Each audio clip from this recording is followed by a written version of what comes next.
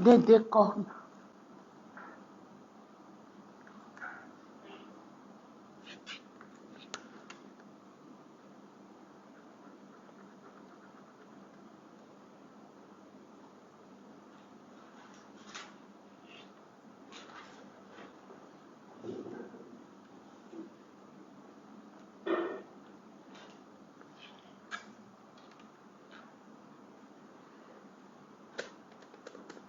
Pourquoi alors on appelle cette lettre Aleph?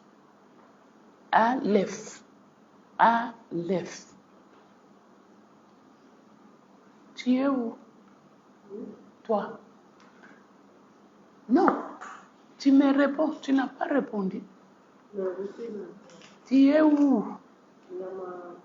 Où? Où? Qu'est-ce que tu fais là? J'ai regardé Le quoi? la lettre. Moi, je suis en train de parler et toi, tu es en train de regarder là-bas. Non.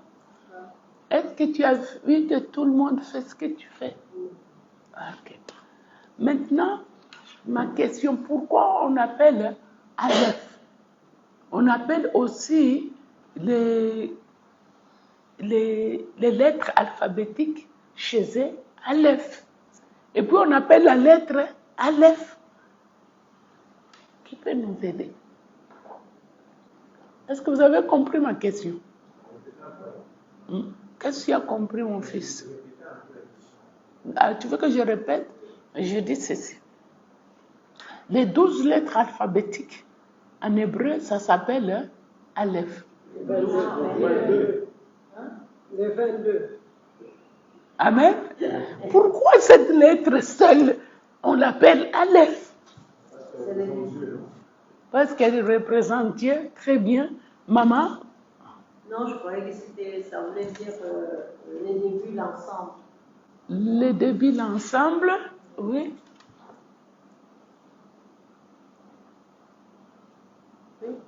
Ça englobe tout. Ça englobe tout, ok.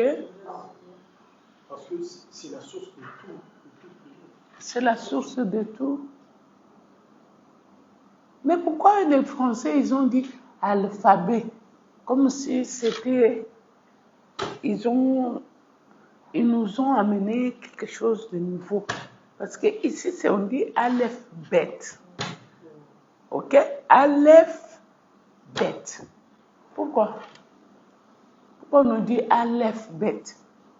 Alphabet. Pourquoi? Aleph Bet. Alphabet. C'est seulement le son qui a changé, n'est-ce pas? Aleph Bet. Alphabet. C'est quoi? Il manque une lettre. Il manque une lettre. Quand on fait Aleph, Bet, il manque les A au milieu, il manque les A et les B, alphabet. C'est vrai. Quelqu'un d'autre? Non. Là, on nous montre Aleph dans la maison. Bet, c'est la maison. Dieu dans la maison. Voilà.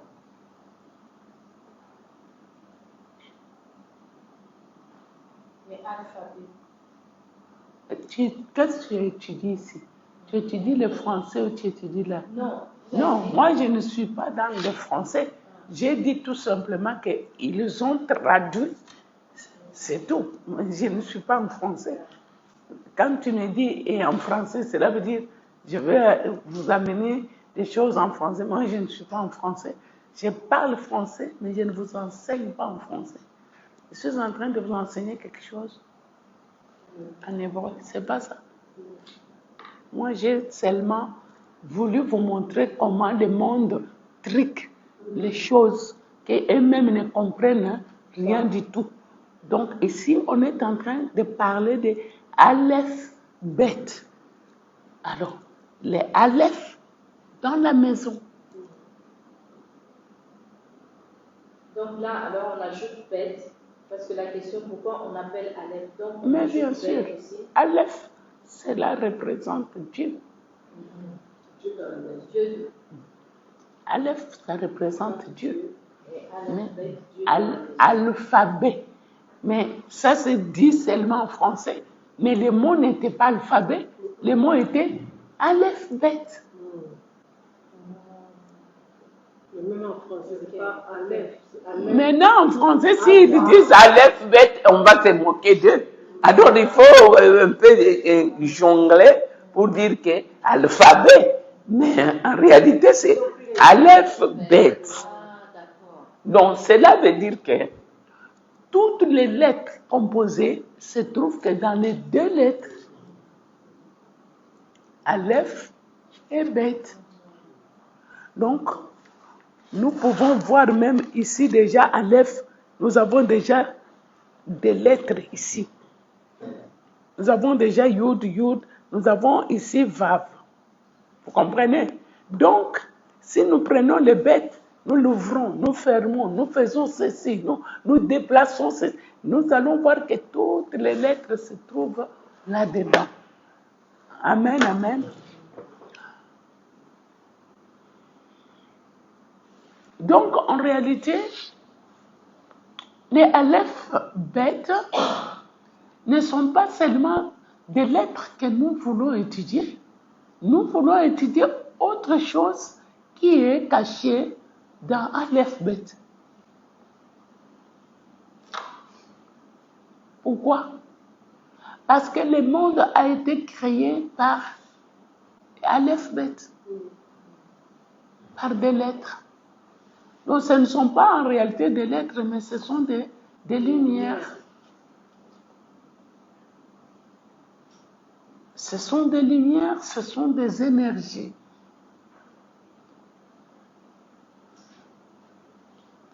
C'est pourquoi, par exemple, vous allez voir que quand même, Hachem, Dieu, il appelle Moïse sur la montagne de Nebo. Bon, pour nous, c'est les noms. Non.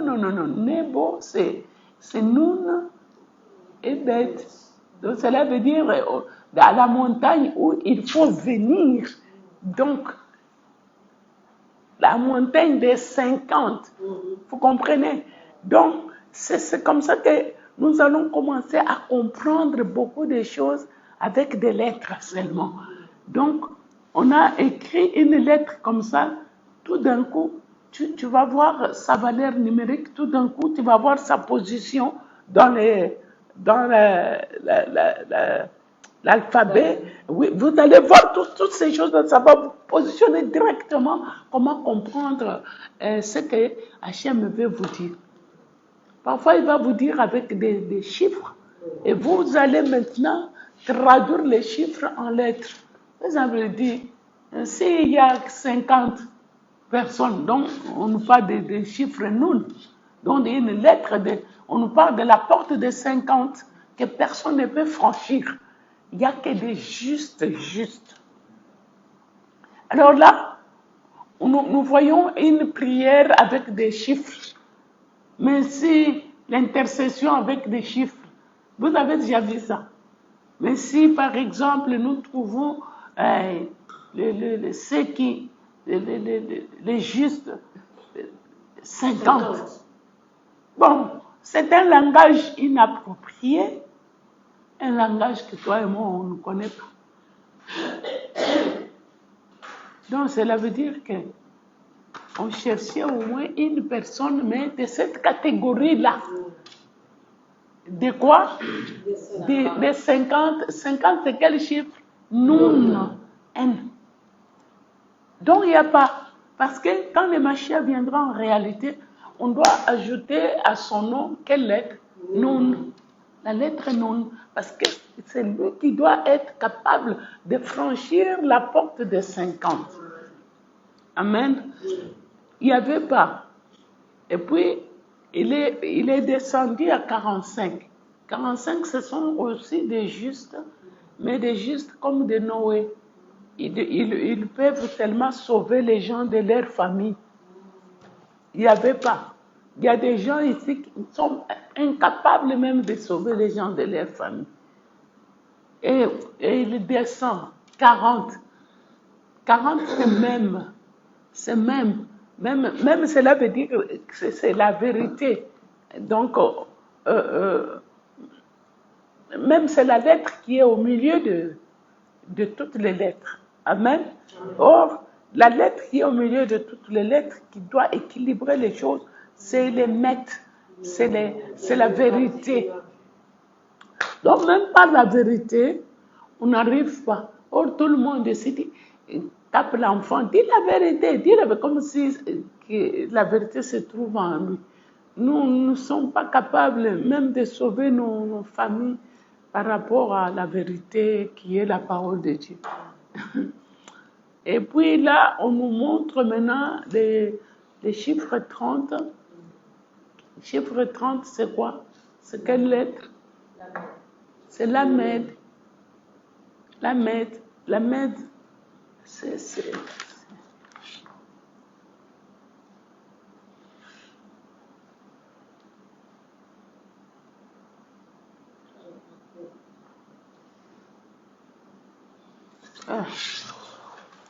C'est la Mède.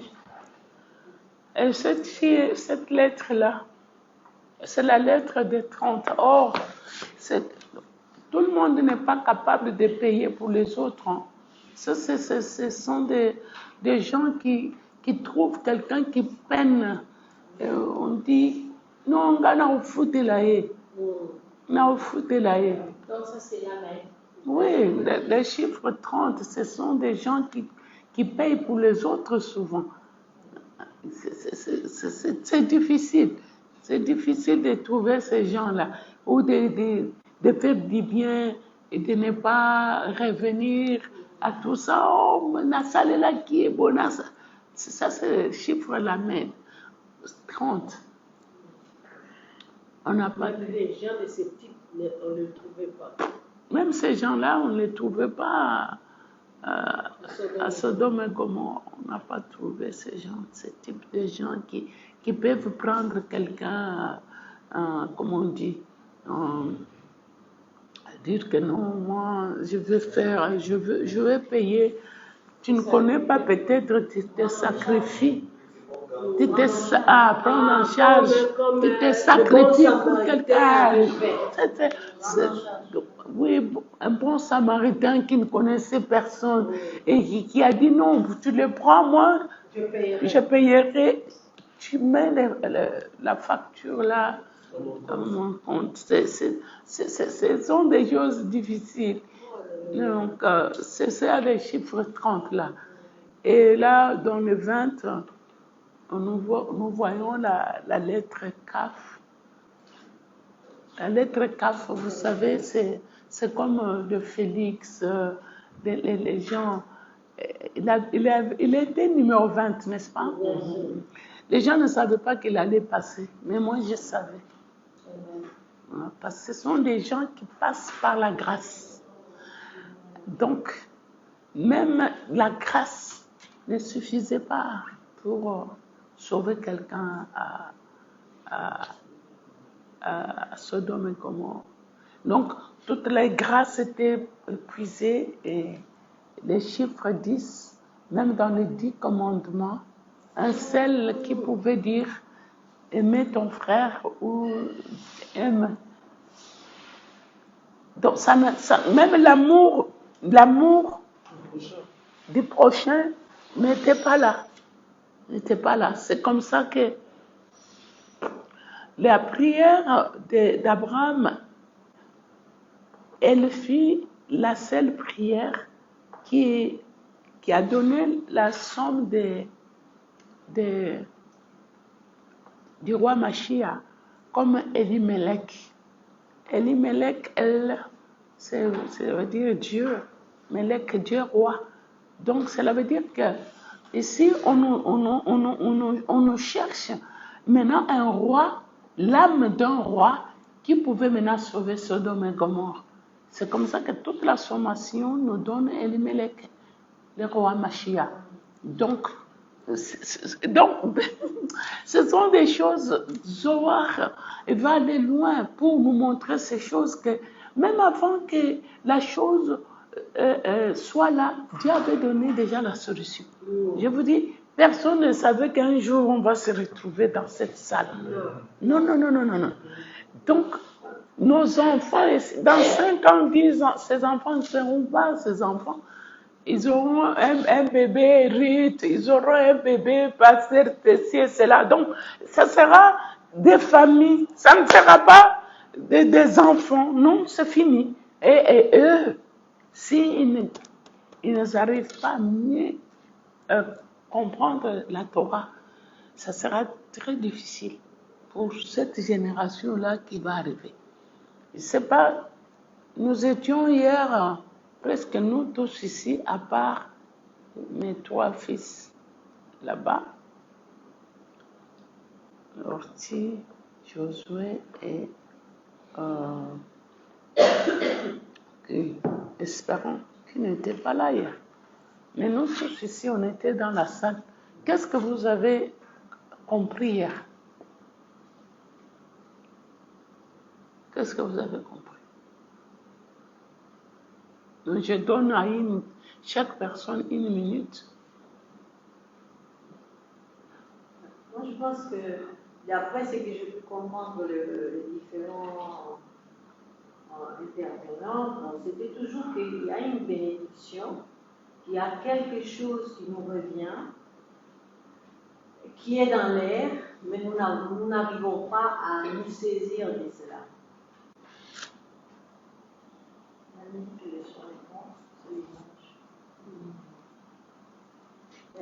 Nous n'arrivons pas à nous saisir de cela. Il y a des choses qui sont là, on a la bénédiction, on a prévu des grandes choses pour nous, mais nous n'arrivons pas à nous saisir de cela. Parce que, nous ne sommes pas dans la connaissance, déjà. Il nous manque cette connaissance pour pouvoir nous approprier. Comment ils ont appelé la connaissance? Et ils ont appelé la connaissance de quelque chose. Ils ont dit quoi? Donc, comme elle est en train de réfléchir, pasteur, qu'est-ce que tu as retenu hier? Ce que j'ai retenu, c'est que tout ce que nous sommes en train de faire ici, Dieu est en train d'accomplir.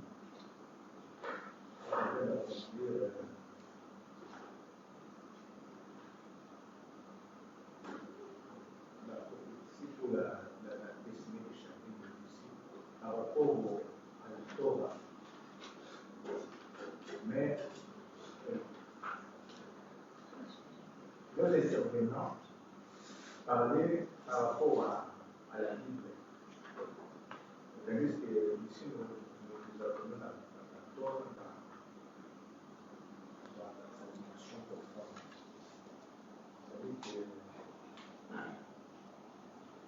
dans leur intervention,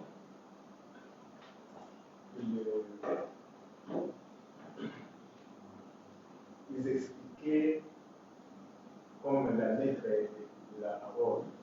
C'est-à-dire que si nous sommes en train de voir la lumière, comme vous l'expliquez, que en hébreu, nous sommes des lumières. Et puis, ce que nous apprenons ici, ce sont des choses,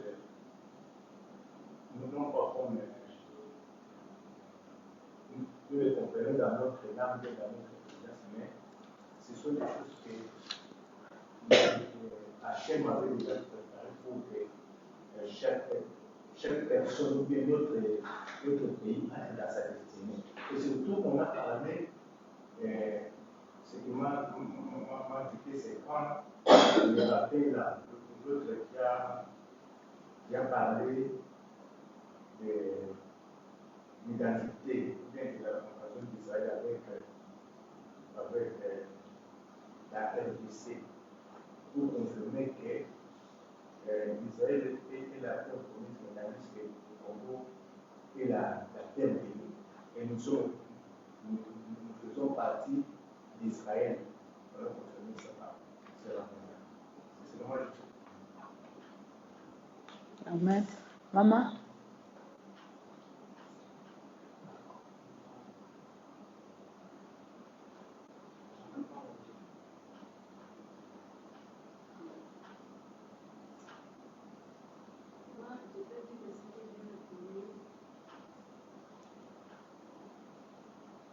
au début, les thèmes là, du gouvernement de l'essence, là, on a dit le Congo béni Israël. On ne peut pas dire que ça parce que pour moi, je pensais que c'est l'Israël qui devrait devenir le Congo. Alors peut-être que j'étais là curieuse de comprendre ce que je voulais dire par là. Maintenant, les premiers rabbins qui avaient fait la prière d'ouverture là, il a expliqué les versets qu'on avait mis là-bas.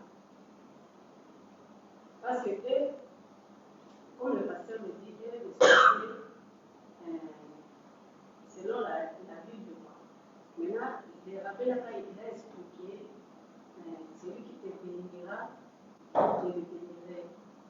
Alors ça m'a fait beaucoup toucher quand il a dit non, il faut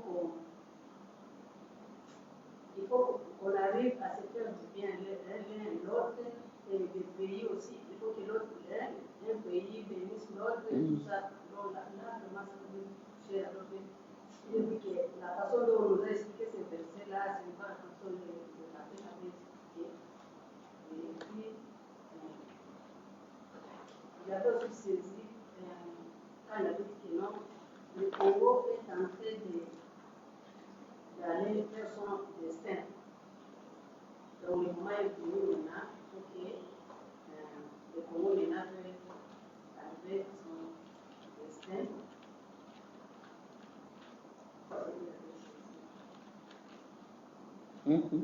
Maman Kabila.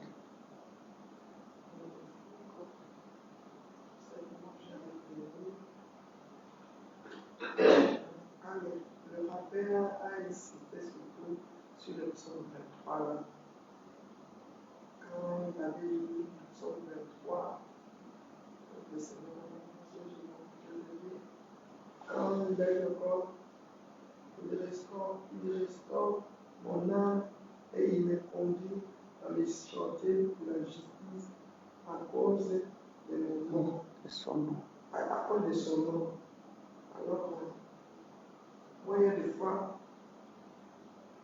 quand on lit le psaume chaque samedi, il y a des fois, j'ai lu aussi le psaume 3. Mais quand il avait insisté, le rabbin, j'ai dit non, le psaume est très important. Donc, avec l'amitié qui a été, l'amitié entre l'Israël et le chrétien. Ça m'a tiqué aussi. Alors,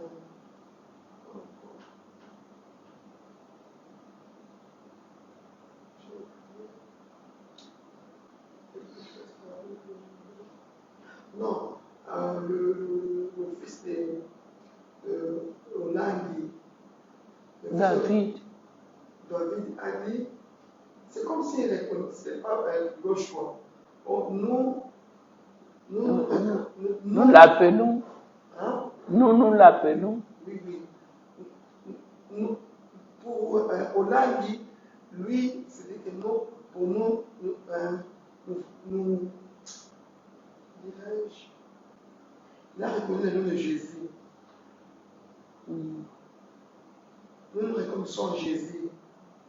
Il a appelé Yoshua, oui, mais nous reconnaissons Jésus. Non, il a dit, son nom c'est Yeshua HaMashiach. Mais nous, les chrétiens, nous l'appelons Jésus-Christ. Il avait bien dit.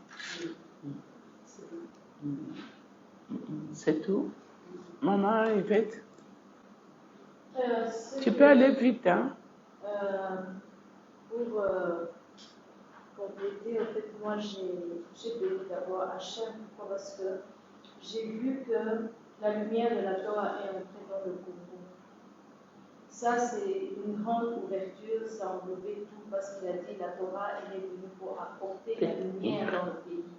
Et c'est tout ce dont nous avons besoin, cette lumière qui va apporter la connaissance.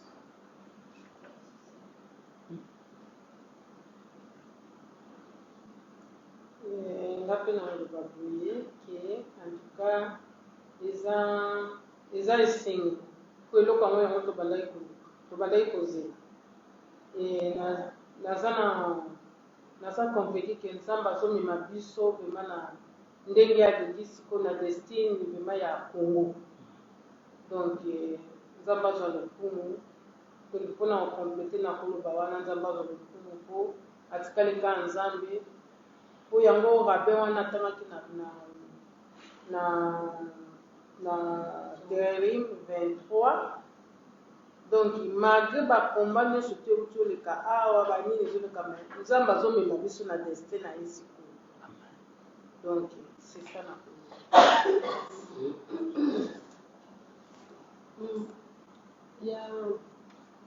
Hier, je peux répéter ce que nous avons dit. Ce que je veux ajouter, j'ai entendu ces cris de désarroi. Et quand notre frère, le pasteur David, qui dit, ah, il viendra un temps, ce temps-là, je l'attends. Quand on va laisser peut-être $10 000, on a les fenêtres ouvertes, personne ne vole. Parce que qui vole, c'est les chrétiens qui volent. Ce n'est pas celui-là qui connaît. Même ceux que nous appelons les Koulouna, ce sont souvent les enfants que nous avons enseignés qui se sont rebellés. Ce sont surtout les chrétiens qui font beaucoup de bêtises. Oh, pour arriver à ce niveau, il ne faut que la Torah. Parce qu'on n'a pas enseigné les lois de Dieu à l'Église. Or, maintenant, c'est-à-dire nous revenons vers nos pères, c'est-à-dire ceux qui nous ont amenés cette parole qui n'est plus passée par la voie corruptible où on nous a trafiqué la Bible, mais on est passé, et je pense que là où nous allons, c'est là où nous allons, on va nous remettre sur le rail, afin que nous puissions nous conduire comme le Seigneur attend de nous, parce que nous avons eu une très très mauvaise compréhension de Dieu. Et je pense que ce renouveau que nous attendons maintenant, ça va être différent de ce que nous avons connu avant. Ça ne sera pas seulement de parler en langue, ça sera de vie changée. Amen.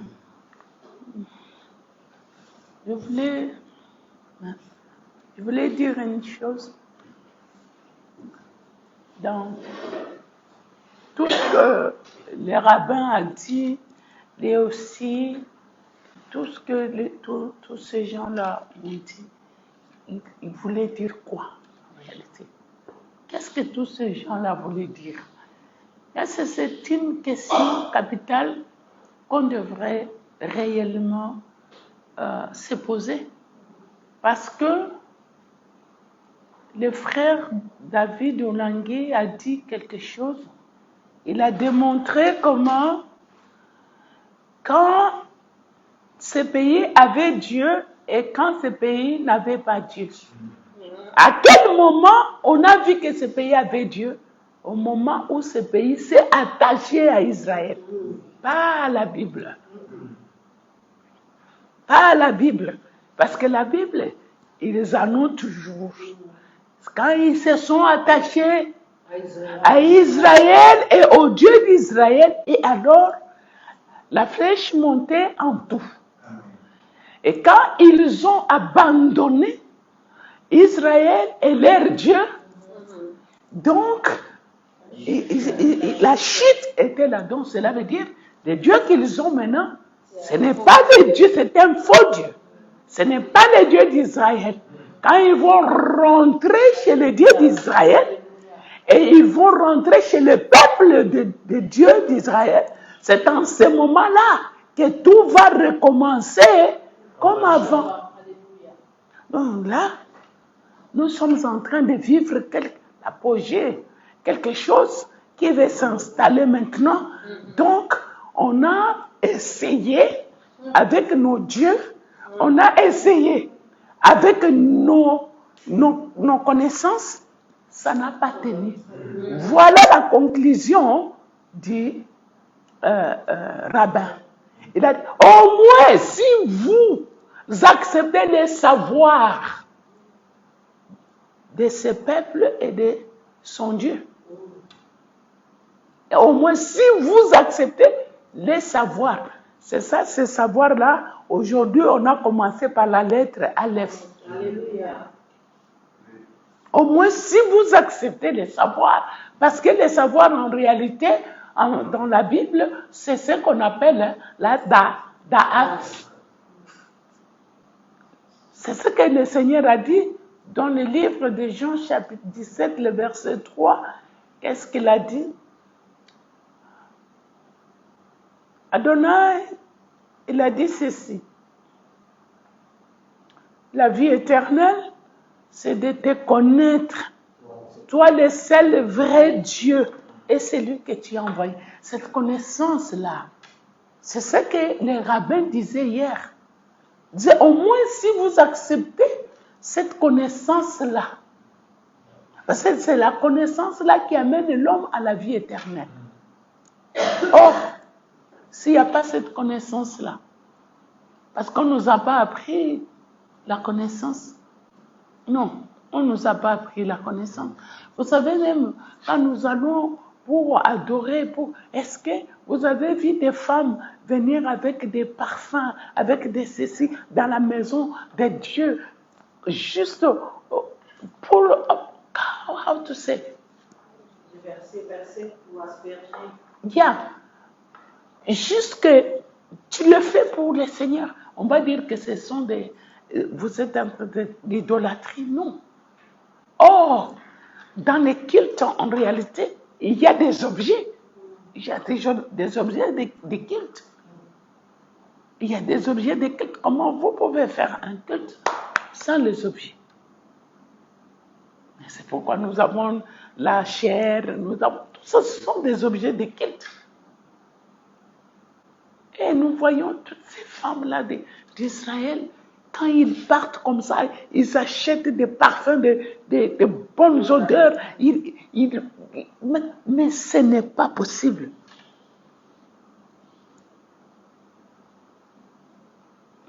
Parfois, on s'habille même plus que les...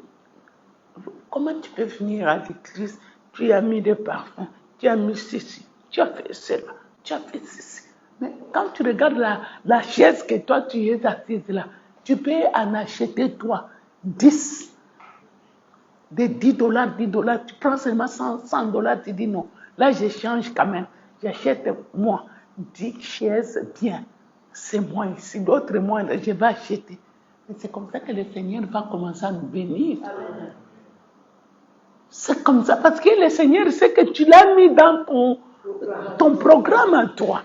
Mais nous, comment on est, hein? Comment on est? À un certain moment, je ne comprends rien du tout. Nous donnons à nos enfants, à nos petits-enfants, des sens, comment je peux dire, des 10 francs, 100 francs. Parce que tu sais très bien que ça ne peut rien acheter. Alors, quelle est l'image de Dieu que tu donnes à l'enfant? Non, c'est quoi? Parce qu'il nous arrive aussi, parfois, on achète à manger, on ne mange même pas. Ça ne nous arrive pas. Mais beaucoup de fois, aujourd'hui, je n'ai pas envie, mais tu avais déjà acheté, non? Je n'ai pas envie de manger. On te donne, non, je n'ai pas envie. Mais cela veut dire que tu pouvais prendre les mêmes $10 là, faire quelque chose avec Dieu. Le Seigneur nous veut dans une autre mentalité. Vous savez, la lettre Aleph, en réalité, c'est quelle lettre? On n'a rien vu, hein. De toutes les manières, on n'a rien vu. Je ne peux rien faire sans le tableau. Vous allez aimer. Vous allez comprendre chaque lettre. Si c'est une lettre qui reçoit ou c'est une lettre qui donne. Vous allez comprendre beaucoup de choses. Hein? Amen, amen. Donc, hier, j'ai compris quelque chose. Qu'on est dans une crise. S'il n'y avait pas cette crise, les Congolais n'allaient pas fléchir. Si les Congolais est arrivé au niveau là, vous croyez que ce qui s'est passé hier, personne ne savait? Non, les grands le savent. Ils savent qu'il y avait une réunion de tel et tel là-bas. Ils savaient. Et pourquoi ils ont accepté? Parce qu'ils veulent tenter partout, toucher pas. Mais les rabbins là, et les papas, les fondateurs, il a dit quelque chose. Non, ce ne sont pas les politiques qui prennent l'arche sur leurs épaules. L'arche est prise par des... Mais qui sont les sacrificateurs? Oh, j'allais partir loin avec eux.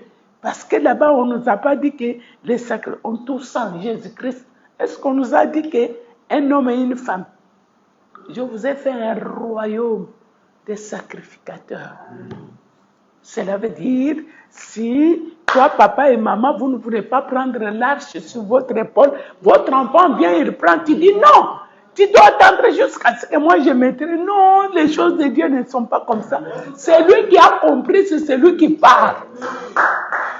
C'est celui qui va prendre et qui va partir, qui va sauver la famille. C'est comme ça.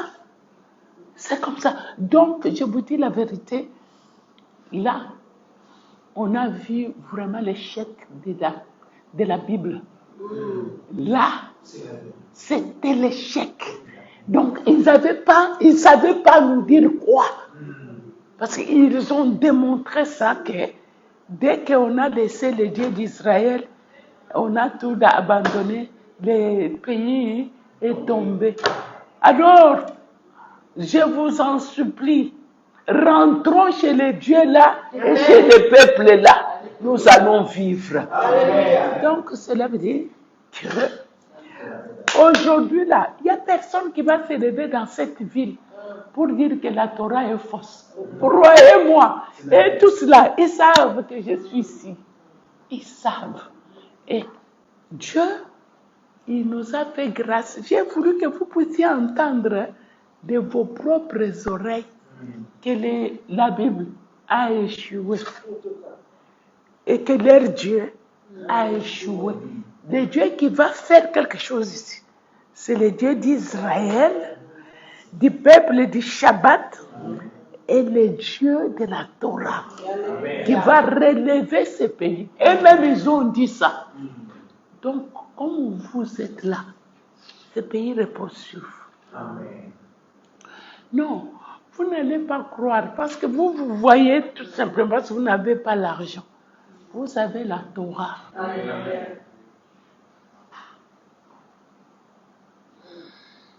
Je vous dis que vous avez quoi? La Torah. Vous voyez tous ces gens-là, ils ont entendu parler de nous depuis longtemps.